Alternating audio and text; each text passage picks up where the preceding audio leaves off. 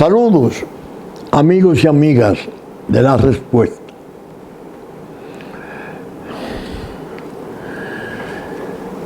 No sé cómo expresar el significado que le estoy atribuyendo a esa persistencia del COVID en el ataque, en el azote de nuestra salud.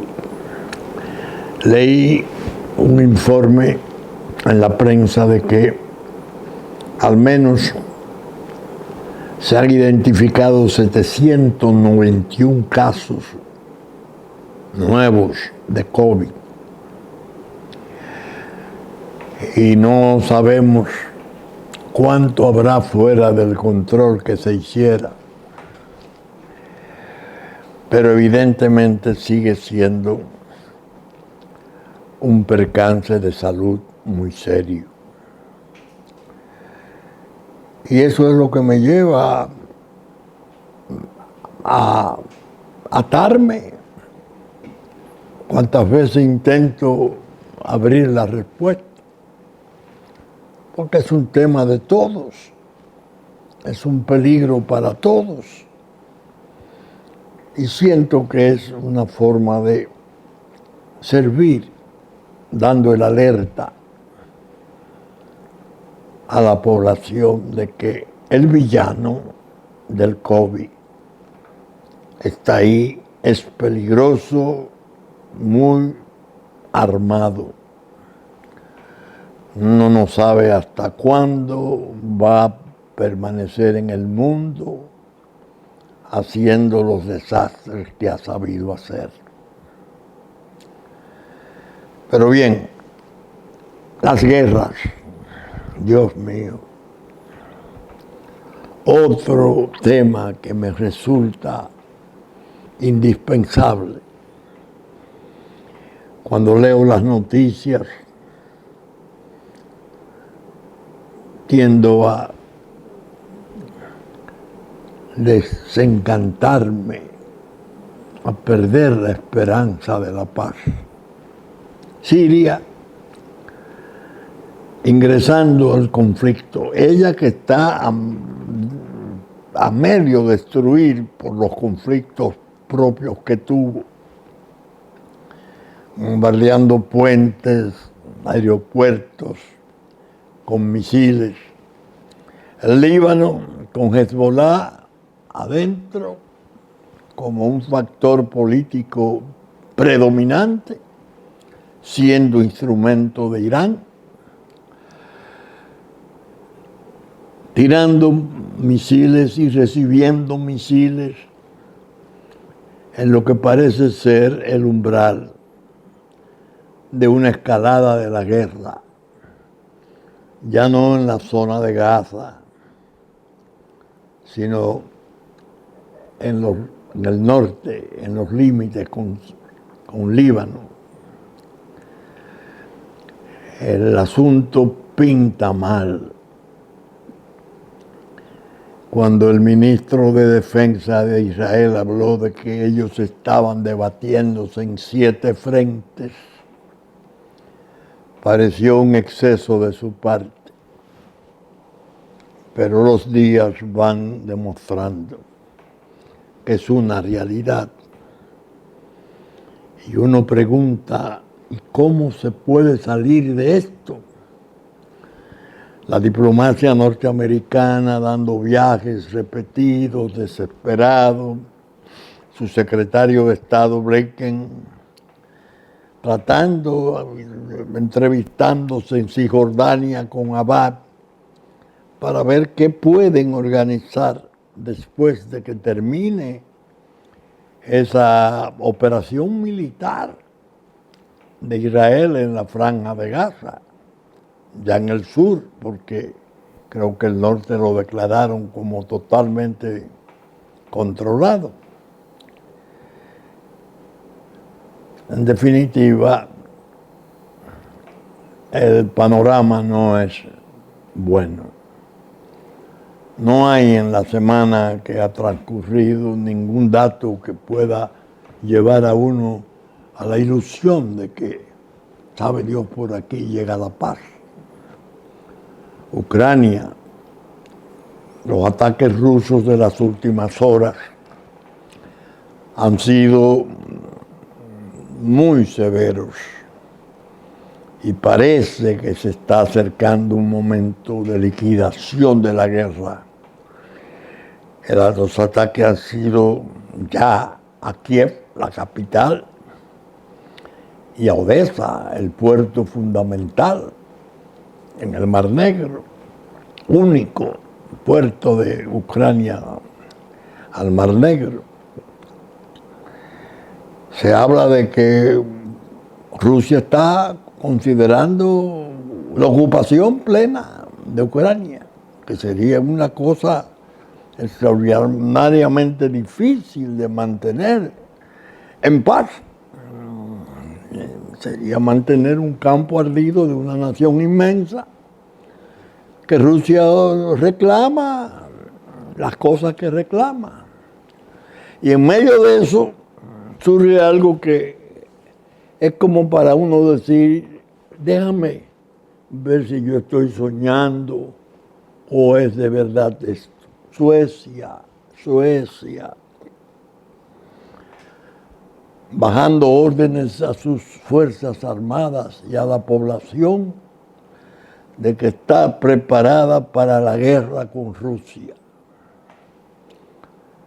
Estamos oyendo, Suecia. Dios mío, ¿qué pasa? ¿Qué está pasando? Miremos América Latina, Ecuador. El presidente Noboa ordena a sus fuerzas armadas, previa declaración de estado de guerra interna, que le ponga fin a la agresión de pandillas del narcotráfico, esencialmente, una gran parte recluida en presidios, pero de gran poder, que se han rebelado contra el Estado ecuatoriano. Y el ejército diciendo, no cederemos ni una pulgada en esto. Y no hay conversaciones con el terrorismo. La situación es delicada. Esta última modalidad de conflicto en América, que nos concierne también, me hizo pensar en una obra muy notable que yo alabé en su momento y que conservo incluso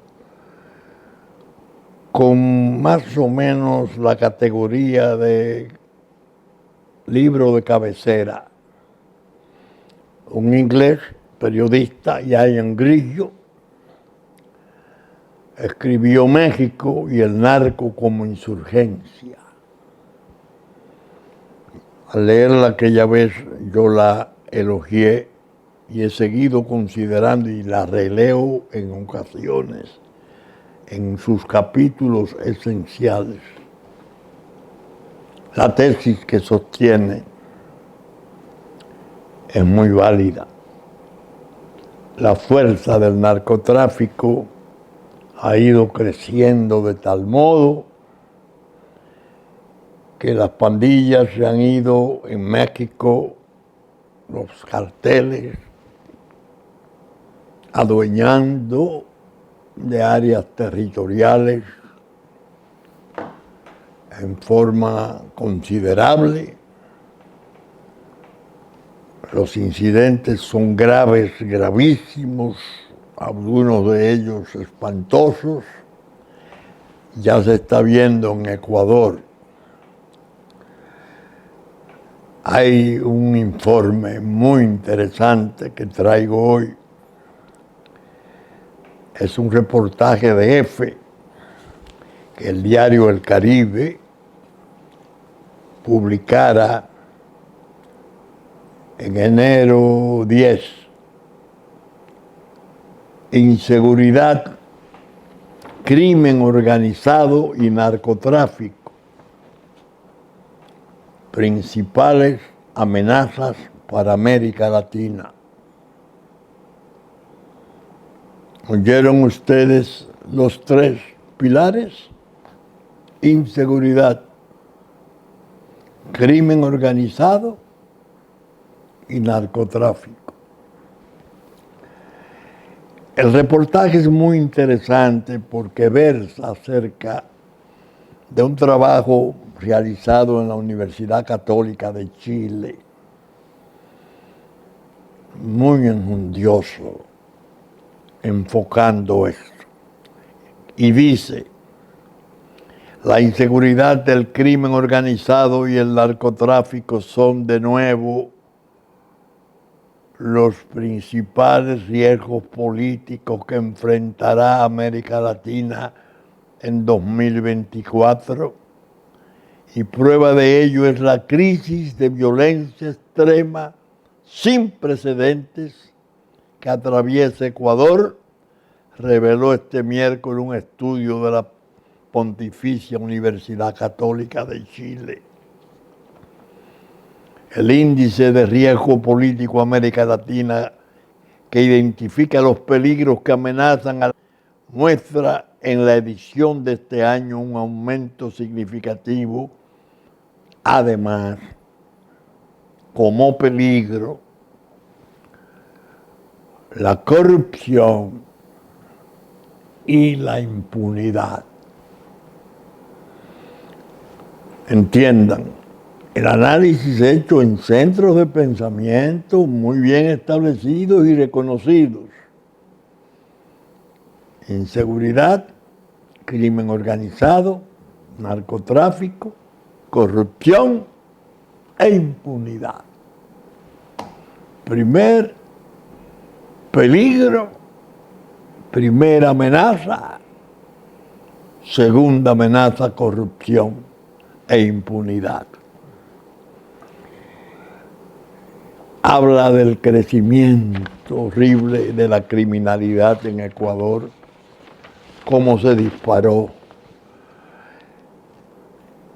Ecuador es un gran ejemplo de cómo un país se deterioró aceleradamente. En 2018 tenía 6 homicidios por cada 100.000 habitantes. Y en 2023 la cifra llegó a 46 homicidios, lo que implica un aumento de casi un 800%, según el informe. Es realmente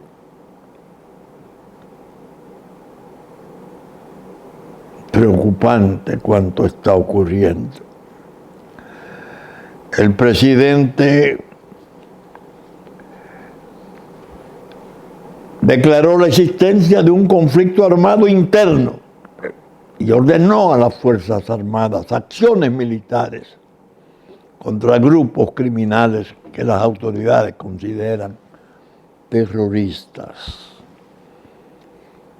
Dice el informe, Ecuador se está transformando en el principal país de tránsito de la cocaína. La producción de cocaína ha aumentado de manera muy importante en Colombia y Perú, y el tráfico se ha ramificado por la región con amenazas que no veíamos hacía décadas. Alerta el director del Centro de Estudios Internacionales de la Universidad Católica. Realmente es algo preocupante cuanto viene ocurriendo en esa nación hermana, que nos debe de servir de ejemplo. Yo creo que nosotros estamos muy desorientados en los enfoques sobre esos peligros, pero en niveles inimaginables. Yo a veces digo, caramba, soy incapaz de calcular el tiempo que hace que desde la respuesta he tratado extensamente esa cuestión. Y cada vez que pido un documento que recuerde o una conferencia, lo que hago es que me abruma, porque todo estaba dicho. Y no era que no existían en ese pasado reciente los trastornos en términos gravísimos, no. Precisamente, Diario Libre, edición de julio 25 de 2011. Oigan ustedes, julio 25 de 2011, hace 12 años. Desde los inicios de la década de los 90, la República Dominicana ha sido utilizada como base de importantes carteles de la droga que tienen su base en Colombia y México. Atiendan. Y va describiendo droga en Baní, cómo se producían los embarques, y llega un momento en que entra en la cuestión de los carteles, especialmente el de Sinaloa.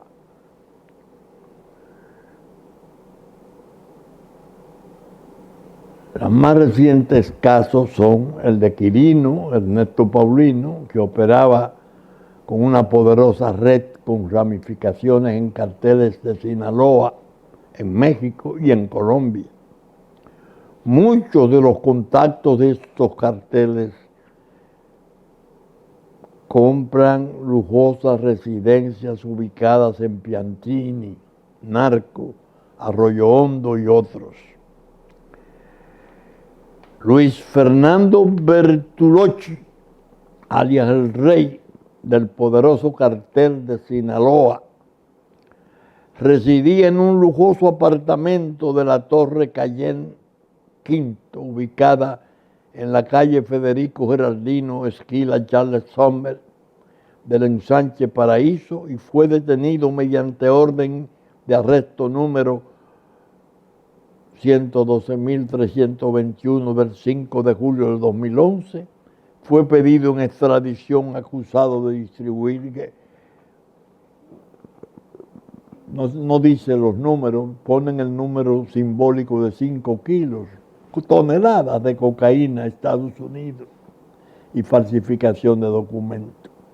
Él, el rey, se asoció con Miguel Antonio Rosa, un diestro piloto al servicio del narcotráfico colombiano, cuya licencia fue cancelada hace mucho tiempo y que fue detenido en su casa el 7 de julio de El Dorado de Santiago, mediante orden de prisión tal de fecha 6 de julio del 2011. Rosa está acusado de transportar drogas a Estados Unidos en un avión al servicio del narcotráfico y de los carteles colombianos. Las autoridades en 1999 fue detenido José Contreras Reyes, el Viejo, con 429 kilos de cocaína que venían procedentes del cartel del Pacífico colombiano. Las autoridades antidroga de la República tienen la información de que el temible cartel de Sinaloa en México está instalando una ruta en el país para llevar cocaína a Estados Unidos.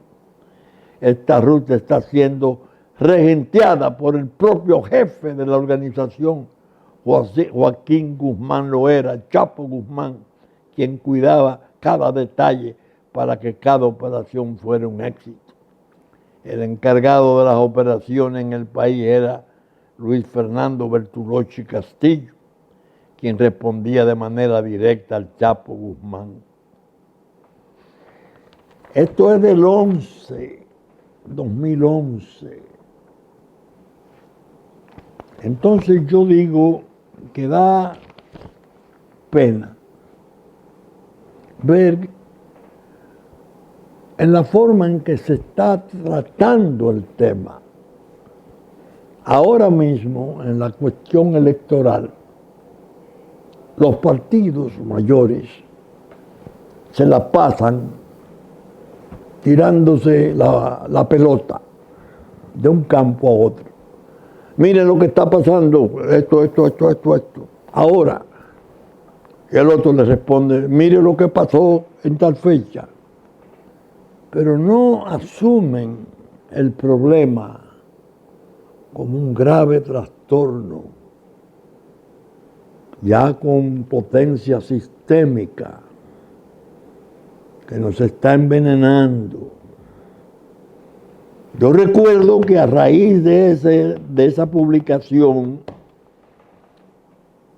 en ese tiempo, el presidente Leonel Fernández realizó un consejo de gobierno en Santiago. Se habían producido 5 asesinatos, 4 colombianos y un español. Y se dijo que era preocupado por la presencia del cartel de Sinaloa en sus operaciones, teniendo como centro a Santiago. De eso hace 12 años. Precisamente, ahí conocí yo y oí por primera vez a Jenny Berenice Reynoso, que era fiscal de Santiago, en una intervención magnífica y valerosa. Ahora, se siguen tirando como un voleibol. Dice el presidente Fernández en una entrevista en el Listín, muy peligroso eso del diputado Domínguez Díaz, muy delicado, es un trastorno grave, y le hace imputaciones al partido de gobierno.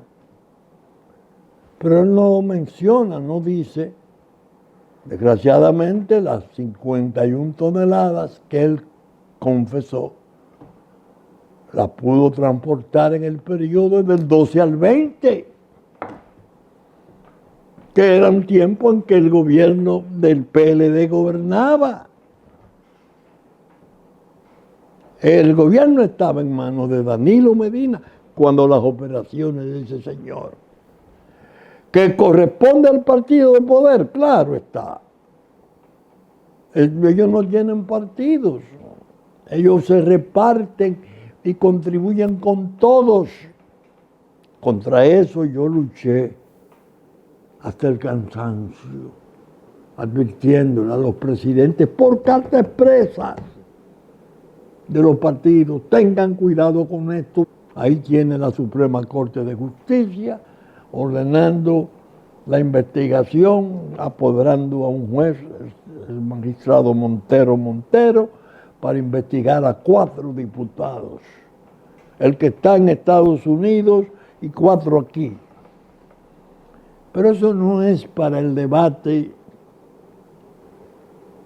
diríamos, logrero, efectista. Tú hiciste, yo hice. No. Es un trastorno grave. Es una enfermedad de la República que la está consumiendo por dentro. Y para luchar contra esas cosas se requieren otros criterios, otras posiciones. No, eso fue cuando pasó, eso fue fulano, no nosotros. No es cuestión de eso. Todos estamos afectados por esa enfermedad. Y en la medida que se siga tratando en ese tono politiquero, zumbón, no vamos a avanzar nada. La realidad es más profunda. Ahora, por ejemplo, está de por medio las armas. Están pasando por la República Dominicana armas y explosivos, armas de gran poder para Haití. Denuncia de emplazamiento de, por carta de, 6 senadores norteamericanos, que como yo explico en la pregunta, no son los de origen cubano, que en otras circunstancias han estado atentos a la turbación de la paz de la isla. Son de origen totalmente diferente. Y yo les digo en la pregunta, ¿qué huelen? ¿Qué presienten? ¿Guerra civil? Sí. Ojalá tuvieran el iluminado juicio del senador Charles Sumner, que en su momento intercedió para evitar la desaparición de la República Dominicana, y por eso se honra y figura en nuestra historia como un amigo. No, eso va ahí, no, es que están mandando armas. Las armas, yo lo he estado explicando, y la droga se aceleraron en su tráfico cuando se produjo aquello del chequeado de origen de los furgones que iban a Haití con los auxilios del terremoto, y se les cedieron los puertos dominicanos, predominantemente Caucedo y Jaina Oriental. Aquí se celebró en Bávaro una conferencia y vinieron los jefes mayores, los de mayor nivel de Europa, en una iniciativa de UECELAC. Yo estuve, porque yo tenía funciones entonces de asesor de drogas del gobierno de Danilo Medina. ¿Qué trajeron los europeos como queja? República Dominicana, en 2012, se produjo un incremento de un 800% en los embarques que se hacían a los puertos de Europa. Ajá. ¿Cómo se pudo disparar eso y por qué? Los puertos, los furgones, chequeados de origen, no eran chequeados aquí, el origen era Haití. Imagínense ustedes. Armas y drogas. Ese cierre de frontera, ¿ustedes creen que la queja es por vender varilla, plátano, arroz? No, por Dios. Es que por ahí pasan cientos, miles de millones de dólares en alijos de droga, de los cuales se logran capturar algunos cargamentos, pero cuando se acogen muchos, la tesis que hay entre los más entendidos es porque hay una abundancia mayor, está pasando más. Por eso yo le escribí una pregunta advirtiéndoles a la autoridad actual que nunca declararan el éxito, que lo más que se puede hacer en este caso es hablar de un mejor desempeño, un mejor desempeño. El éxito es irreal, porque la realidad es que el crimen organizado se ha abierto paso en una forma devastadora. Y yo no sé hasta dónde los guías, los niveles superiores de la política nacional van a seguir con esa innegable miopía y torpeza de tratar esos temas como una cosa más, algo ahí que ocurre, algo que pasa. No, viene de lejos. Es más, ya me apena recitarlo otra vez, volverlo a citar. A los propios norteamericanos en Washington, en el Departamento de Estado, en una conferencia sobre seguridad del Caribe y de drogas. Yo le hice una reprimenda muy dura. ¿Cuál fue mi tesis? Ustedes, después de los ataques del 2001 a las torres, se fueron a la guerra, se olvidaron del Caribe, pero apoyaron la iniciativa Mérida con millones de dólares y el Plan Colombia para asegurar que el tráfico central y el Pacífico del oeste de Colombia y el Pacífico se controlara, y se olvidaron de que existía el Caribe y que nosotros estábamos aquí débiles, sin recursos. Una vez el presidente de México, Calderón, en una conferencia a la cual yo asistí de presidente en Cartagena, oyó porque le había querido dar $2 millones al gobierno de Leonel Fernández de Iniciativa Mérida. Y este se rehusó a recibirlo porque no era una suma honorable, justa, para el tipo de trastorno que teníamos. Es decir, yo me desaliento cuando oigo que un trastorno tan grave, tan peligroso como ese, se siga tratando en esa forma tan vacua y superficial de dimes y diretes. Esto es para reunirse los mandos políticos nacionales y tratarlo con más interés que si fuera una nueva pandemia viral. Y decir, bueno, tenemos este problema muy serio. ¿Qué hacemos? Los partidos políticos, sí. Caramba, cometimos el error, deben decir, de darle paso al voto preferencial. Porque el voto preferencial mata a los partidos, al idealismo de los partidos. Y los preferidos son aquellos que tengan más recursos, cajas de música, dinero en abundancia, desgraciadamente proveniente de litorales delictivos. Eso hay que corregirlo. Hay que hacer una nueva política pública y los presidentes, los partidos y los candidatos son responsables de sus listas.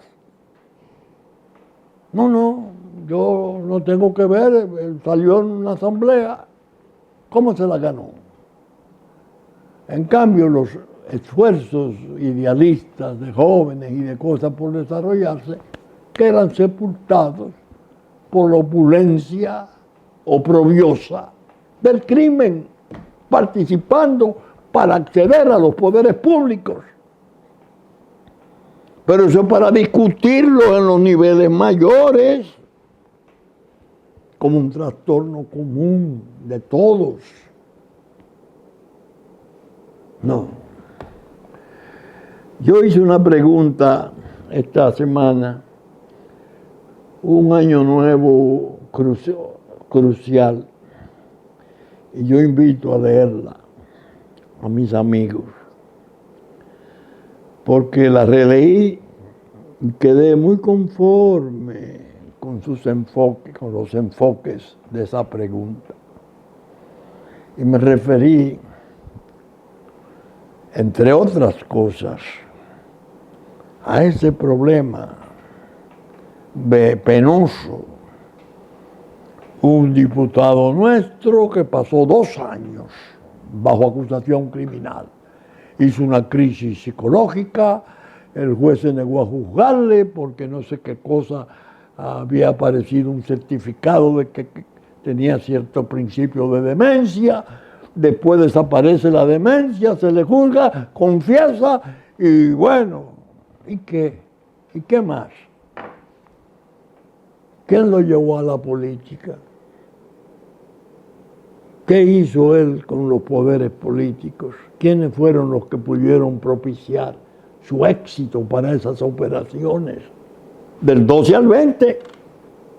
Cuando cae, pero mira, hay un socio enviado a fondo con sus hijos y la esposa en fondo en la Suprema Corte de Justicia por el manejo de cerca de 4.000 millones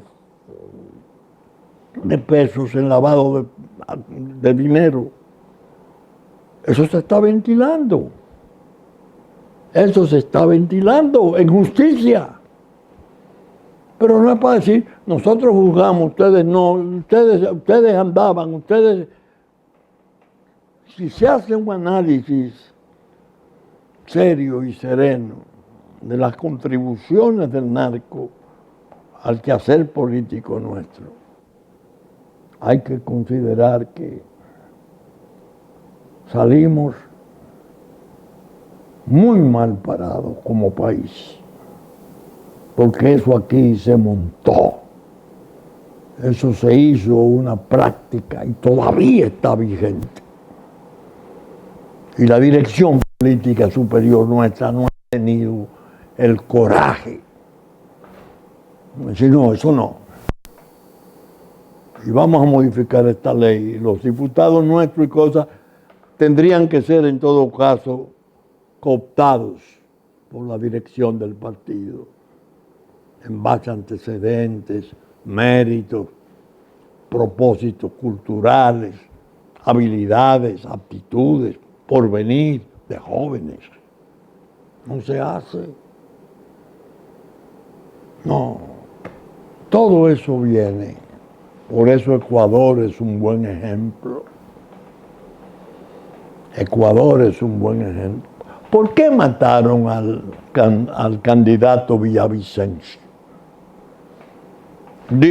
Semanas antes del proceso electoral, porque su discurso era ese. El discurso antidroga era la columna vertebral de sus posiciones. El narco está actuando contra los poderes públicos, contra los estados, ya. Y ya está incluso pasando a términos, eso se ve en Ecuador, eso está en México, eso ha estado en Colombia desde siempre, desafiando las fuerzas de la autoridad y la ley. El desafío claro de los gobiernos y de los estados. Pero eso crece y termina por convertirse en una insurrección, que es lo que el autor, el periodista inglés Grillo, sostiene en su obra, que comento. Ahora me dice un amigo, antes de venir, mira esto, en Nagua, en plena luz del día, 3 ametrallados en un automóvil. Le vaciaron un peine de una ametralladora. Plena luz del día, bandas, ¿no? Pero hay ya decenas de casos brutales de ataques de este tipo. ¿Qué indica? Crece el armamento, crece la intensidad del desafío al Estado y a la autoridad establecida, el desconocimiento de las normas, el irrespeto a los tribunales, a todo, y el miedo difuso que se derrama sobre una población que llega a atemorizarse. Entonces, ¿cómo podemos seguir perdiendo el tiempo con estas chácharas vacías de esta política torpe? ¿Qué es lo que está pasando? No podemos ponernos de acuerdo para la unidad nacional frente a los grandes peligros y a los trastornos gravísimos de soberanía, de ataque, de lo que derrame, de si ataca la integridad territorial, todo lo que está pasando. Ahí no, una garata política también. Eso es la reelección, eso no es así. Que lo lleva incluso a coincidir con los factores que están creando esa situación de peligro para el país. Pero en el narcotráfico también no hay un frente unido, no hay una conciencia entre los mandos, entre los guías. Vamos a reconocer, señores, que estos peligros son descomunales, que no tenemos las instituciones debidas, que las que tenemos eficaces todavía son insuficientes, porque el fenómeno está desbordándonos. Vamos a reunirnos, vamos a diseñar políticas públicas. Ustedes saben lo que yo luché porque se establecieran las jurisdicciones nacionales especiales. Y he hablado de espigar jueces que los tenemos, jueces jóvenes, brillantes, serios, espigarlos para crear jurisdicciones 3 nacionales y poder juzgar al narco, jueces privilegiados en su protección familiar, su retiro, etcétera, porque los peligros son inmensos. Ustedes saben lo que yo he luchado con eso. No se puede. Pero la Constitución lo admite, lo sugiere. No, eso no puede ser. Que siga la justicia ordinaria atemorizada con los problemas gravísimos de un crimen insolente que tiene arrodillado a medio mundo. Entonces, quien crea que puede salir ileso de ese desastre está totalmente confundido. La desgracia es común, nos afecta a todos y da pena que exista ese tratamiento tan indebido de temas tan delicados. Eso debió desde hace tiempo convocar a los mandos políticos seriamente a decir, bueno, tenemos esto, vamos a reaccionar contra esto. No, ahí, ¿no? Que fulano, que tiene unos dineros, que va a poner, que sí puso, que no dio. ¿Y qué es lo que vamos a tener al final? Yo, por ejemplo, en la pregunta esta de este miércoles ahora que pasó, hablo del caso del diputado y digo, Estados Unidos, que es la nación que más daño recibe porque tiene un consumo mortífero, ahora con el fentanilo peor, sus instituciones se limitan a lo que le parece más práctico y eficiente. Delación premiada de un acusado.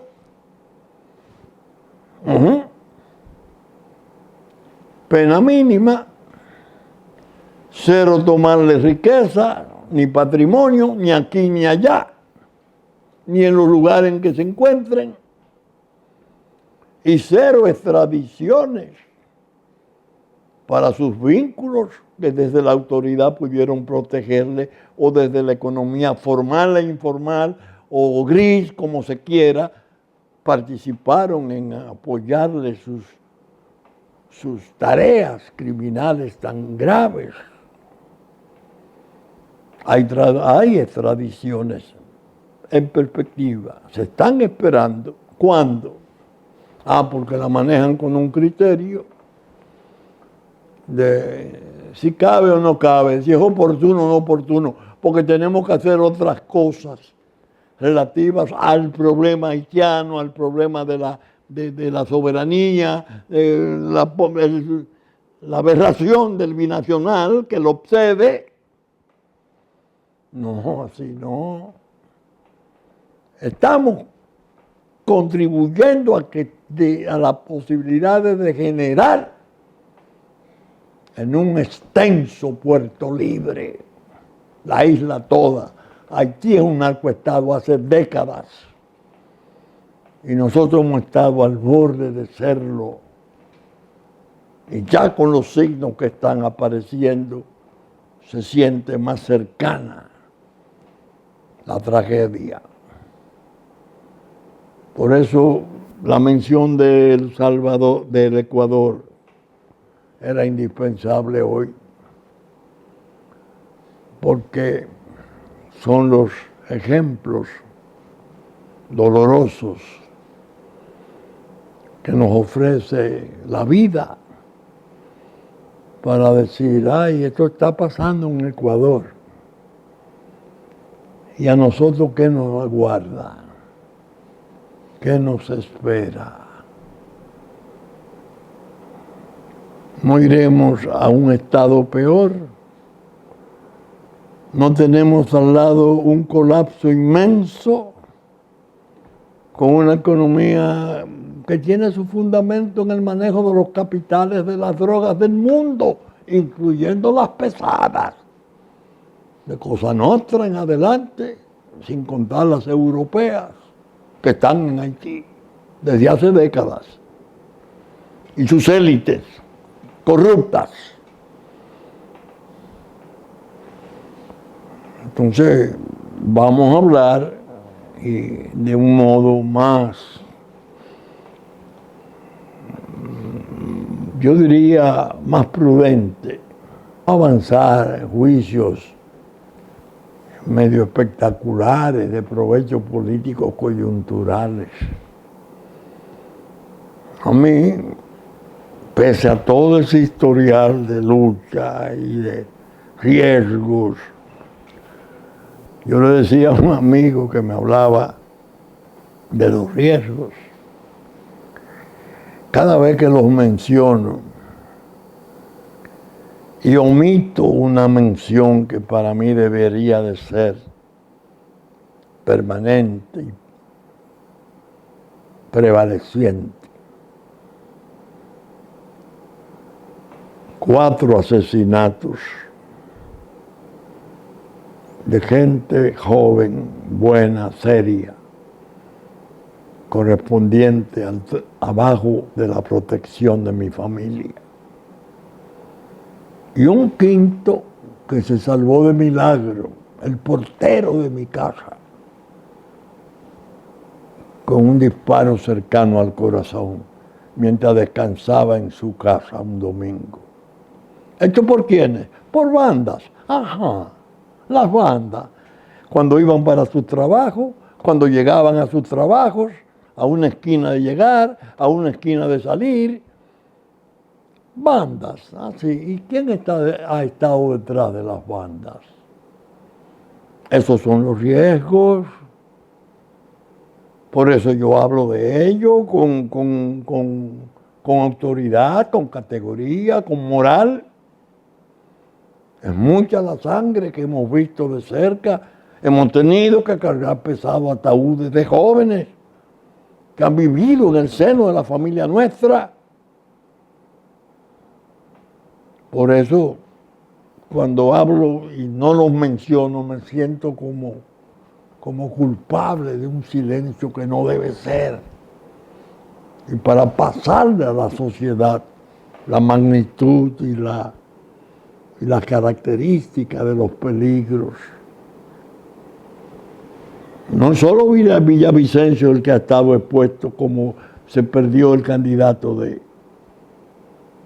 Ecuador, lo mató su discurso, lo mataron sus ideales, sus sueños de limpiar al Ecuador, que ahora tiene un trastorno por venir. El 90% de los presos rebeldes que están dirigiendo el desorden contra el Estado son colombianos. Colombianos. ¿Qué vamos a hacer ahora? ¿Lo van a repatriar? ¿Lo va a admitir Colombia? ¿Seguirán presos en Ecuador con esos poderes? Digo, son episodios para aprender. Nadie se pierda. Son lecciones. Lecciones que aprender. Y las sociedades que no son capaces de aprender lecciones de ese tipo están perdidas. Hay que prever cuánto va a ocurrir, cuánto está pasando. Nosotros permanecemos en el quehacer político ahora mismo y aspiramos, por ejemplo, a llevar a la senaduría del Distrito Nacional a Vinicio por la consistencia del discurso. Porque necesitamos voces viriles, que no pueden ser sobornadas ni atemorizadas para luchar por la vida contra las agendas viciosas, para luchar en favor del país, para seguir con el tema nuestro de esa lucha tremenda que significa la enfermedad mortal de la droga que nos tiene destrozados. No solo con la inmensa cantidad de jóvenes perdidos en un consumo diabólico, penosísimo, sino en los controles de poderes fácticos y públicos hasta donde han llegado. De manera pues que saben ustedes que estamos saliendo por Supercanal a las 11 de la mañana de domingo, canales 33 Claro, 3 del cable. Teleimpacto, 12 del mediodía, 9 de la noche de domingo, lunes de la mañana a las 7, canales 52 Claro, 22 del cable. Que asimismo estaremos en YouTube a partir de las 12 del mediodía de domingo. Con la gracia de Dios esperamos estar con ustedes el próximo domingo en una nueva entrega. Muchas gracias y hasta entonces.